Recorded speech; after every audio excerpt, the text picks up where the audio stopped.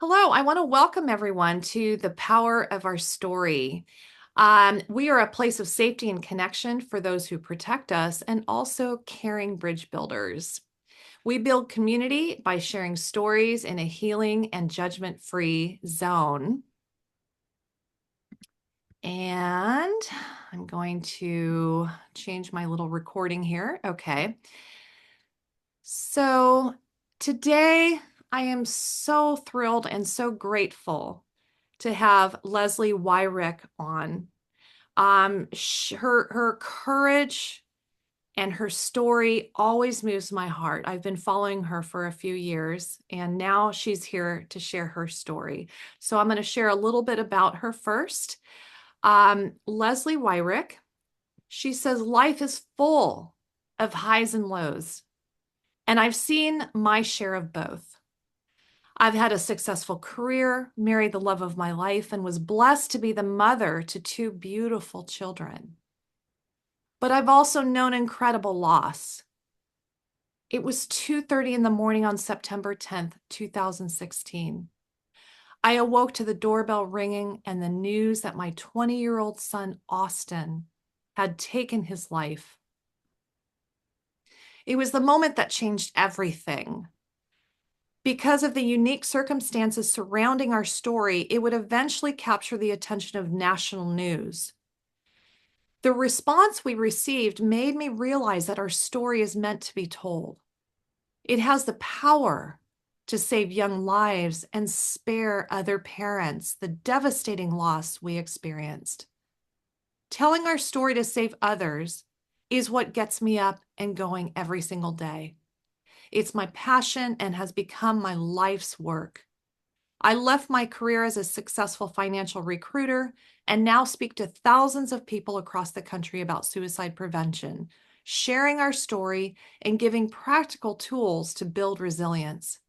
In addition to traveling and speaking, I work as a suicide prevention specialist for the Community Mental Health Center, serving two local counties where we are transforming suicide prevention in schools.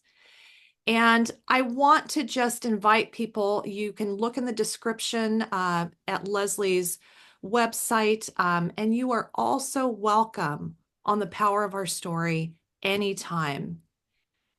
So Leslie, I just want to welcome you. Thank you so much for coming on and sharing your story. Well, thank you, Sarah, for inviting me to be here today. I feel so honored to be, in the presence of everybody that's here. And I know we all have a story. Everybody has a story. I think, I always start my talks with this Navajo proverb. It says, "Tell me the facts and I'll learn. Tell me the truth and I'll believe, but tell me a story and it's going to stay in my heart forever." And so I believe that, there's such power. Like Holly said, there's so much power when we share our story. And so I'll start with a little bit of my backstory. You read a little bit, but our son Austin was what the world would call a really high achiever. He was a great kid. He ran track, played football all 4 years. He was in high school. He was voted the scholar athlete in one or both of those sports every year. He actually graduated above a perfect 4.0. People said, "How could he do that?" I said, "Well, he took college classes his senior year of high school, weighted honors. He received $26,000 in renewable academic scholarship. He achieved something called the Hugh O'Brien Leadership Award. It's only given to one kid. You have to be nominated by your principal to go to a leadership conference. He achieved that. So if there was like an award or an accolade, he crushed it. He was a perfectionist. And so when he chose college, he had a lot of places he could go because of his academics, because of his athletics. But he ended up going to Wabash, which is a small, private, all-male college in Indiana. It's about 45 minutes west of Indianapolis. There's only two all-male colleges left in this country, and this is an important part of our story. So he went off to college and just did the same thing, was looking for leadership opportunities. He was the president of something called the Independent Men's Association. That's a group of the young men that choose not to live in fraternities. He was a member of something called the War Council. Wabash Acts Responsibly. It's a group of student leaders that help the younger students, the freshmen and younger students when they're struggling with things on campus from college life. So he had a lot of opportunity at college to step up to the plate of leadership. And he was actually scheduled to lead a meeting on the morning of Monday, September the 12th of 2016, for the War Council. And the topic for that morning was going to be mental health concerns on campus. But unfortunately, he didn't show up for that meeting because, as you said, Sarah, when you were reading a little bit about me, in the early morning hours of September the 10th, for those who don't know, that's World Suicide Prevention and Awareness Day. We awoke to our doorbell ringing at 2:30 in the morning. And there were two police officers on our front porch. They asked us if we had a son named Austin Weirich who attends Wabash College. And of course, we said yes. And they gave us a card and told us we needed to call the college, that he'd been in an accident. So we called, the dean answered, and he told us that Austin had been with a young woman that night and there had been an argument and he had shot himself. He told us that they were life flighting him and that we needed to get to Indianapolis as quickly as possible. The only problem was we lived 3 hours from the hospital. So we jumped in the car as fast as we could. We headed down the road and we were about a half hour on the way when my cell phone rang. It was the emergency room doctor, and he wanted to know if we were on our way, and I told him that we were, and he wanted to know if we could pull over to the side of the road so he could talk to us. He told us that the ambulance had just arrived with Austin, and there was no pulse. My husband is really very soft-spoken man, probably about the most soft-spoken man I've ever known in my life. And in that moment, there was a rainstorm like nothing I'd ever seen before. I mean, it was rain and lightning. There was sheets of rain going across the sky. And we were sitting on the side of the road and he just hit his fist on the steering wheel. You know, he just cried out, "Why? Why, Austin? Why?" And we drove on for about the next 2.5 hours, pretty much in silence, you know, except for the rain, which never let up. And we got close to the hospital and Keith looked over at me and he said, "You know, Leslie, I just feel like even God's crying with us tonight." And you know, I believe that he was. I can't explain it in my heart, but Keith looked for a place to park the car, so he dropped me off at the emergency room exit, and I went in to tell him who I was. And I saw this man walking toward me, and he had this white, crisp hospital jacket on. And for some reason, all I could do that night was stare at that jacket. It was like I needed to hold on to something. And it was like visual calm for me, looking at his jacket. And he said that he was the chaplain there, and his name was Paul. And by that time, Keith was coming in, and he took us to the lounge where he could sit down with us. We were back there probably about 5 or 10 minutes with him when the nurse and the doctor both came in. They were both men. And I was looking for signs, and for some reason, I thought that's a sign. Austin attended an all-male college, and they asked us, you know, if we wanted to see him. And you know, to this day, it's been 8 years last week. And to this day, I can't even tell you where this came from, but Keith and I have looked at each other and we both immediately said no, you know, and this was a personal decision that we made that night. Every family's different, but we never regretted that decision. And you know, we just said that our son's not here anymore. And but somehow, kind of in the depths of my grief that night, I kept crying out things that were time sensitive that we needed to know about. And I said that, you know, I wish we could have donated his organs because Austin was so big and strong and healthy. And he had signed the back of his driver's license. So as I was describing him, and I knew we couldn't go back there. We were not up for that. We couldn't do it. I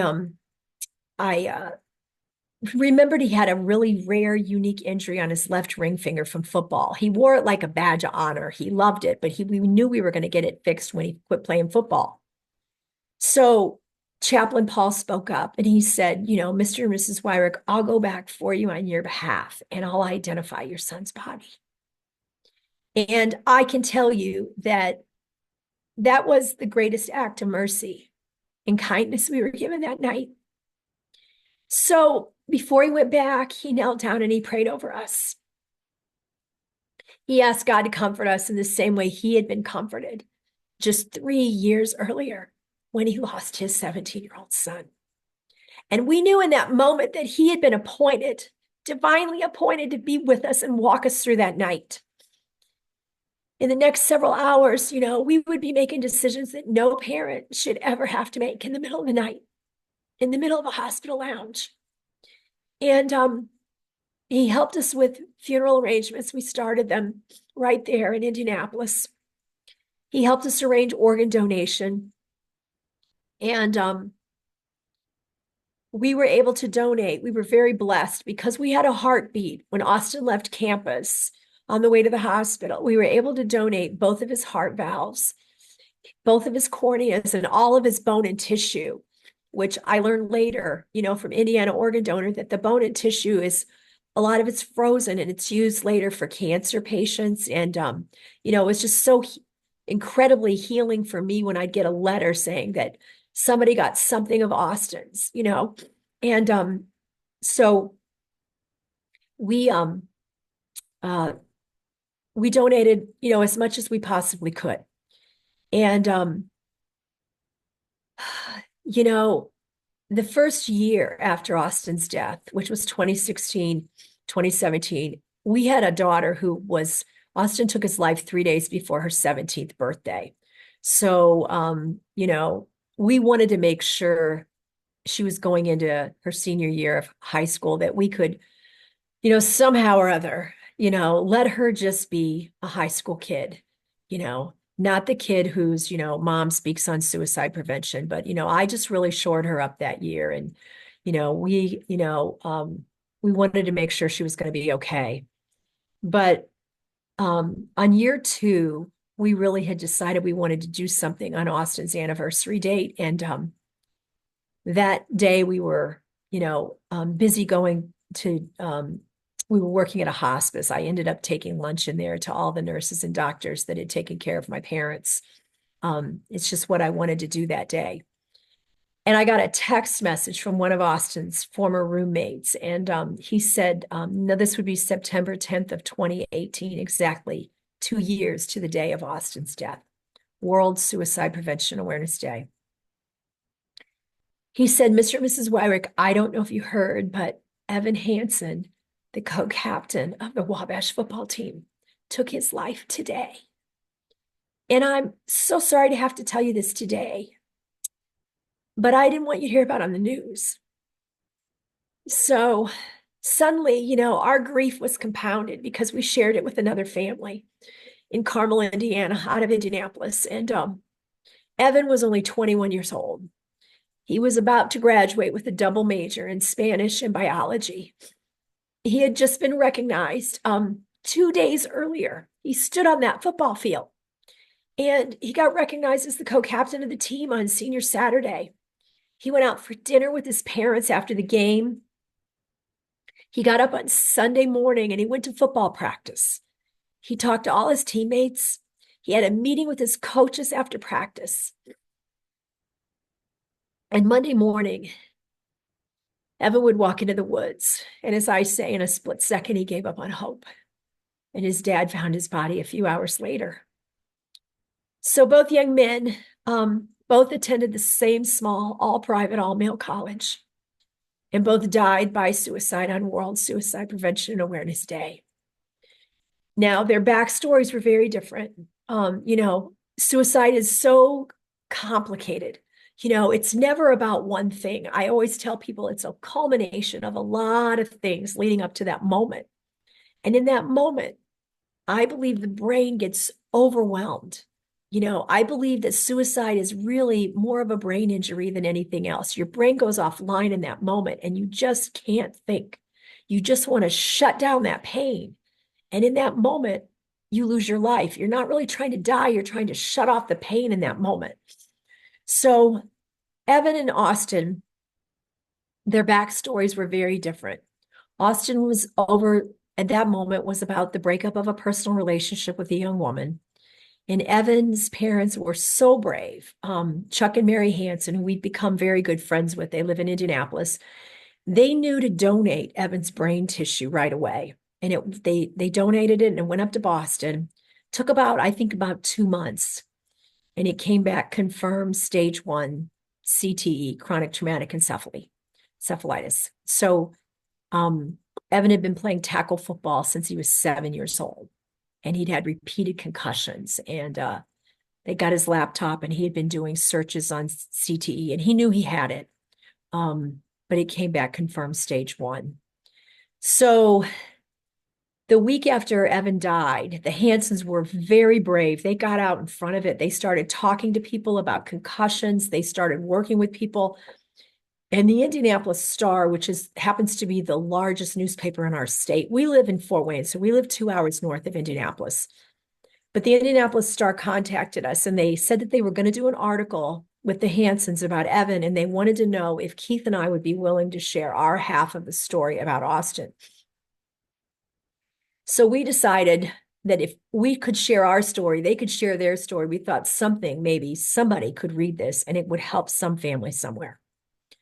So we agreed, and the following Wednesday, our story came out in the Indianapolis Star, and that Saturday, it had made national news as a human interest sports story. So we have been part of the Hidden Opponent, which is a big organization that works with student athletes and student athlete mental health and student athlete suicide. We know, well, I'll say 6 and 8 years later, with Evan and Austin, that our stories have been used and our stories have saved, we don't know how many lives on this side of heaven, but I want to keep on going. So just to kind of wrap up my story here. So shortly after that, I'm on LinkedIn daily. I write a story. I write something about mental health. I hope and I pray that, somebody will be saved somewhere.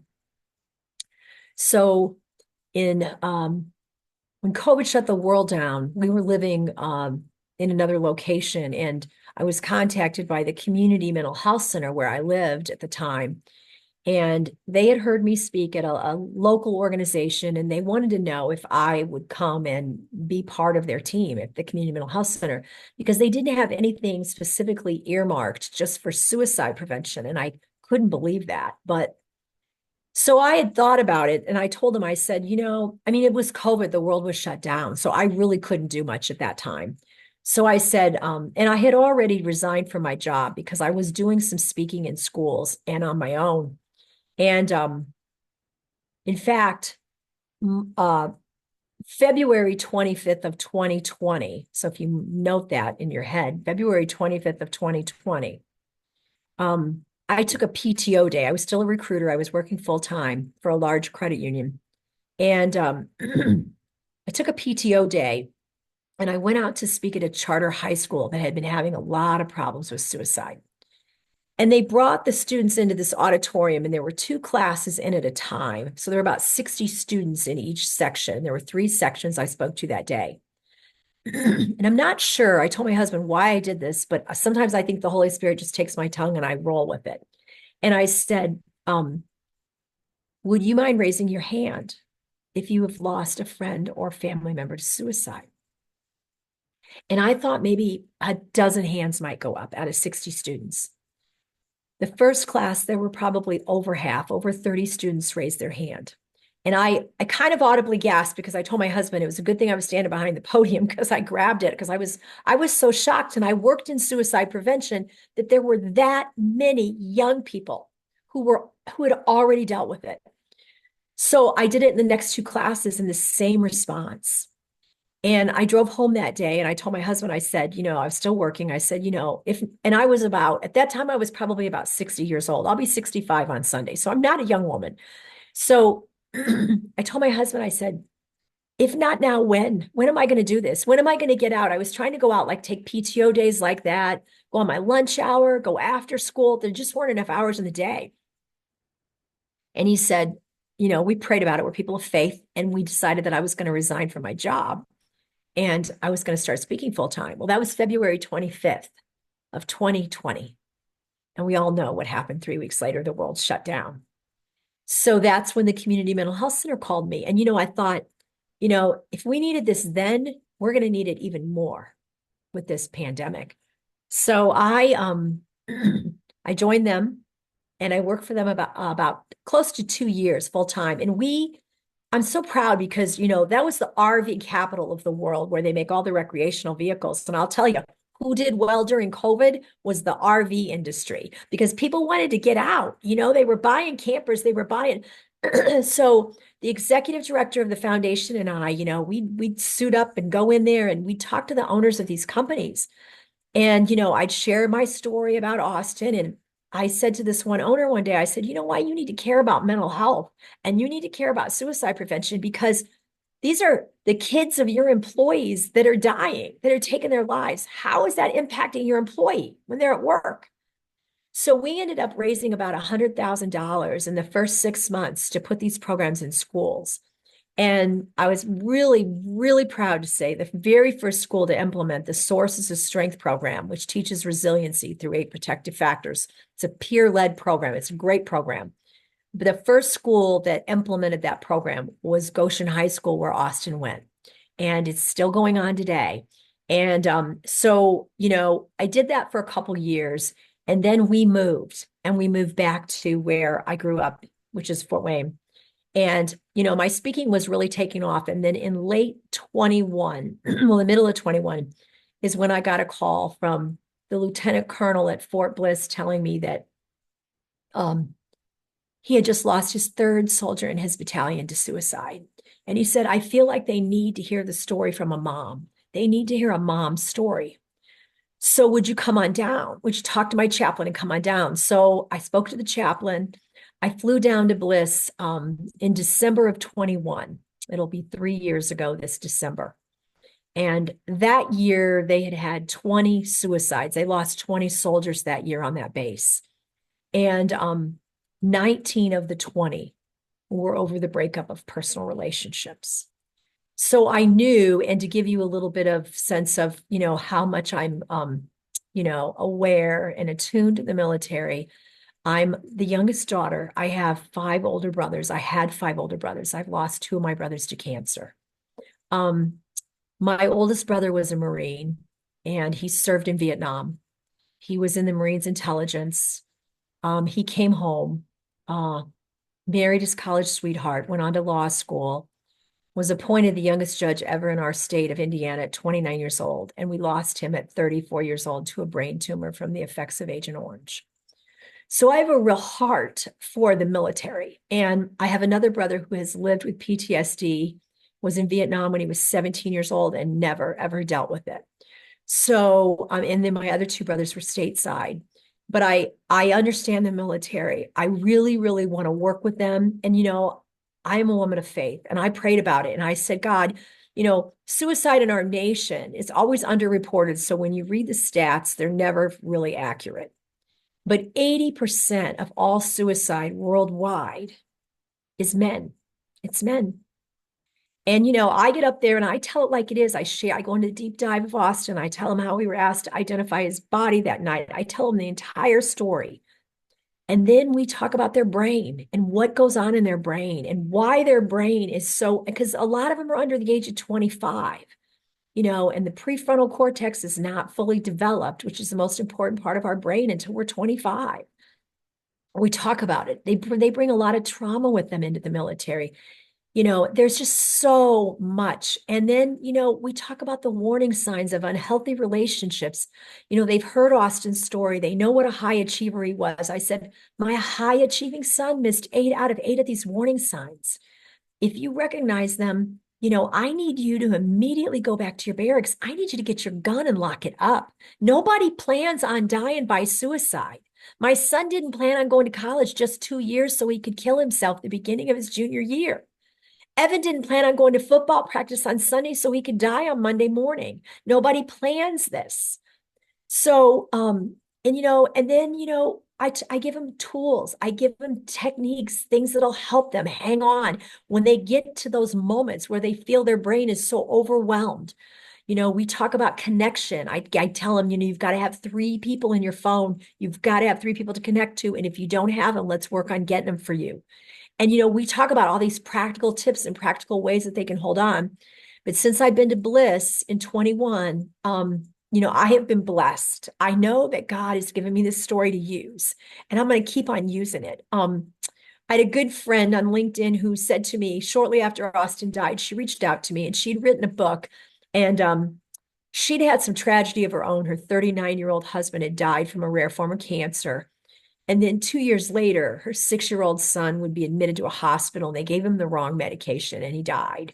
And so she wrote a book about it called The List.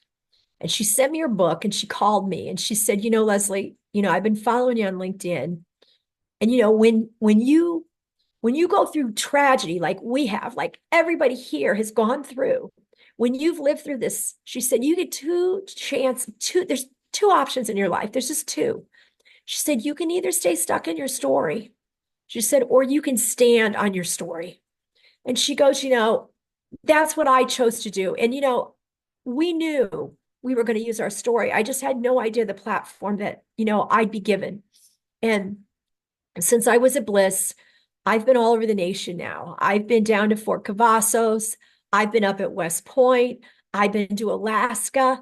I've been to California with the Navy. I'm really trying to get into the Marines. I'm going to go full force when I finish my speaking in October and really try to get into the Marine Corps, because the Marines right now, our suicide rate is double in the military. The rate is twice the civilian rate, and our civilian rate is terrible. So we know that, there's a need in the veteran community, and there's a lot of people working in the veteran community, and I think it's phenomenal. But I feel like I'm called to work with active duty. I'm called to work with the younger soldiers, because Austin was just 20, and that 20-year-old brain that I say, they think with their hormones. They think with their hormones. And so if I can work with these active duty soldiers, if I can get some help in getting in there to work with these active duty soldiers, I feel like we'll have less suicide coming out of the military, less suicide in that transition period where we lose so many of them. And so, it's my goal in 2025 to get on as many bases, to share our story, to share these techniques and these tools on how to hold on. And, and I do speak with women too. Of course, we know there are many, many women in the military. But, if I want to get in front of a large population of men, when I was at Fort Wainwright, and I was at JBER, the joint base, Elmendorf and Richardson. If you know where that is, it's in Anchorage. I was there for a week. I said, if you want to know how dedicated I am, I spent 2 weeks in Alaska in December. So I went to Anchorage for a week, and then I flew up into the interior, and I went to Fairbanks. Now, Fairbanks has had a really hard time with suicide. And, it was 5 hours of daylight when I was there. It'd start getting light about 10 in the morning, and it'd start getting dark about 3 in the afternoon. So they have to deal with these circumstances that a lot of people don't have to deal with, But they had a general come in, and General Brian Eifler. I don't know if any of you know him. He's an incredible man. And he implemented this program called Mission 100 a few years ago. So they'd had, I want to say in 2022 or 21, they'd had about, I think they had 17 suicides at Wainwright. And it's not that big of a base, it's compared to others. I've been to Cavazos, formerly Fort Hood, I've been to some large bases, so it's not that big. But he said, everyone who lands on this base, I don't care if you're a 4-star general or you're a private first class, everyone will be seen by mental health when they get here. And they're seen regularly. They're seen, and they have brought in extra chaplains. They have brought in extra MFLAC, the medical family life counselors. They've brought them in. So I think it was 21, or in 21, they had 17 suicides. And in 22, now it's still 6 too many, but they had 6. So something's working. And I say what's working is that connection. I have a hashtag connection is protection. That's what we're all doing. We're all connecting. And so, I feel like our world is so heads down, and these young soldiers are so heads down in their phones, that if we can get them to look up, and pay attention to what's going on around them and connect with other soldiers, other sailors, other airmen, just active listening can save lives. So, Sarah, that's a little bit about my story. And, my mission is if any of you can help me to get on any basis, I'll go. I prefer to stay in the country. I just got invited to go overseas, but I prefer to stay in the country. Number one, I just don't want to be gone that long. I don't mind being gone a week at a time, but to go to Europe or something, you have to be gone 2 to 3 weeks. So, if possible, I prefer to stay in the United States, but I really, really am going to try in the next couple years. It's my goal to speak until I'm 70. We'll see. Maybe God will let me go on beyond that. I'm pretty healthy. I have some arthritis, so I'm working on it. But I really think that, you know, God has given us our story to use, and I know that the military needs it. So that is what I'm here to do. And that's a little bit about my story. Leslie, that is just phenomenal. I mean, first off, I just want to acknowledge Austin and um, how incredibly painful that is, and just your courage to use that. You made that choice to stand on your story, and I'm proud of you. I want to help you get on the Marine base. We have a wonderful Marine on this call, have other connections. And before we open it up, though, would you be willing to share those 8 steps that you talked about? Or the The eight- eight signs? the eight warning signs. I Yeah. could, but I can also, is there a link or something that I can send them to you and you can put them in the show and in the notes or anything? Yes, Yeah, absolutely. they have a lot to, and I'll tell you, they're different, but I always feel like the common theme in them is control. So, it's really like I always say, jealousy is one. Now, it's normal to be jealous in young relationships. We know that, a little bit of jealousy. But when the jealousy becomes you're checking their phone, you're driving around to see where their car is, that's a warning sign. That's a red flag right there. I have a woman that I met. I was really blessed to work with this woman. She is a expert witness in military trials. And she actually is a psychologist, and she actually gave me some things to take down to Bliss with me that would really help me. So I worked on those warning signs with her. And there's different ones. I mean, you can go on the internet and look them up, but I think predominantly the main thing is when that control takes over. And I think that, but there's, one that Austin had, which was, very much a red flag was, isolation. They don't want you to be with your friends. They don't want you to be with your family. That's a red flag. I mean, that is a big red flag. So we go through them all. We talk about what they look like. And it's funny because I did a post about this several months ago. But when I get to that slide in my talk, they all have to go to the bathroom. They all have to get up, they all have to go out. So one thing that I do when I speak, when I go into the theater or whatever, is I ask for the chaplains to be in there. I request the chaplains, as many as we can get, and the MFLACs. So the medical family life counselors and the chaplains, because I need backup. Because what happens is, Sarah, when I share my story, and it's very physical, it's very tiring, but when I share my story, I put it all out there, and I'm sure Holly knows what this is like. When you just share your heart and your soul and you put it all out there, you can do it, but when you're done, you're like, whew, I'm done, right, Holly? I'm like, I'm done. So they really want to come up to me. And if they don't have someplace to be or something, they'll line up on the side of the stage because they want to share their story. They want to tell me what happened. They want to tell me they had attempted. They want to tell me they had a gun to their head. They want to tell me, and I can assess. I listen. I can assess. I know who needs an MFLAC. I know who needs a chaplain, and we get the help that they need. But it's so important to know that when I get to that point in my presentation where I talk about the 8 warning signs, now I kind of call it out. Before I get to that slide, I say, now I'm going to put the next slide up, and I bet a lot of you are going to need to go to the bathroom. I said, so here's the deal. You need to go to the bathroom, no problem, but your chaplain's going to follow you out there. Okay. So just know you can go to the bathroom with your chaplain, or you can stay in here and go through the slide with me. So, and we just call it out because it's so uncomfortable for some of them because they know. And, I've had them break down afterwards and just say, I'll share this with you. I had, when I was at Fort Cavazos last year, the last talk I gave, so I gave 5 talks that week. In 3 days, I gave 5 talks. And they're 90 minutes because we go through we go through a lot of stuff and they're listening. But the last talk I gave, I said, just a shout out before I head home, any soldiers out there from Indiana. And I had one young soldier. Guess what his name was? Austin.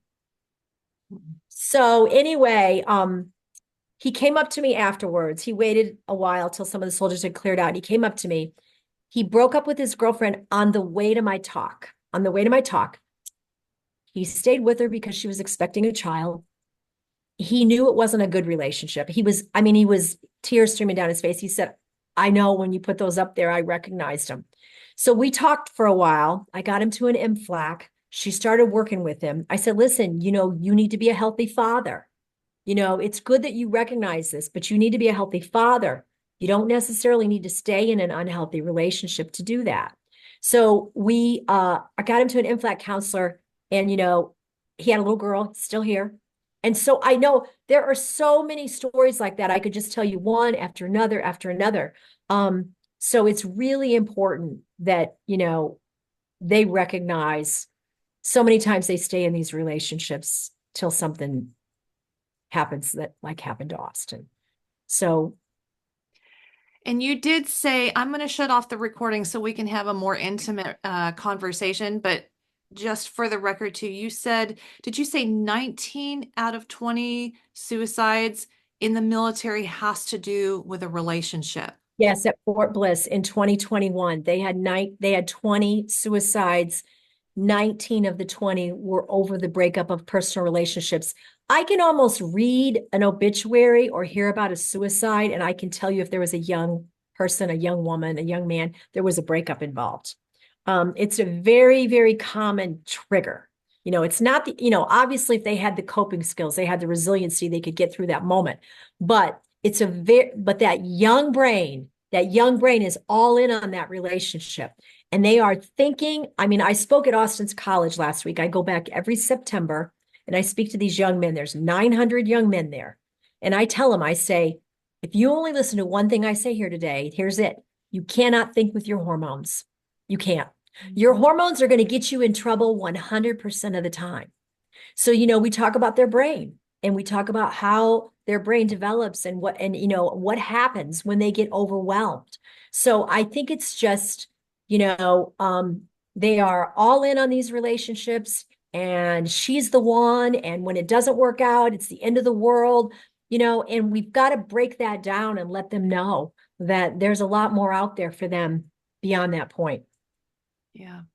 Leslie, thank you so much for bringing that up because I can tell you on my side too, I hear that so often. It was the relationship when they broke up, that was the last straw for many of them who survived a suicide, who lived to actually share about what put them over the edge.